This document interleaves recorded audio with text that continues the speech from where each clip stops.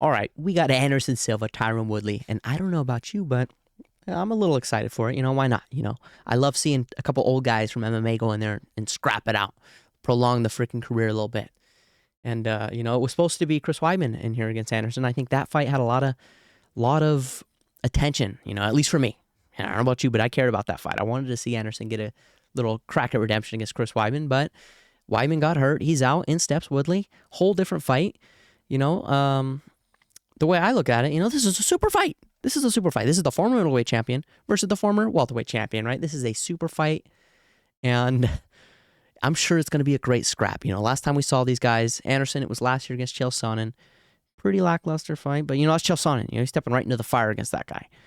And for Woodley, it's been a few years since we've seen him, and it was against Jake Paul. He got kind of flatlined pretty bad in that one. So that's kind of also why I'm picking Anderson. Age does not matter with these boys. I'm assuming they got some sort of supplemental help, I would hope, to kind of keep their bodies intact. But, Tyron, you're coming off a very long layoff, off a KO.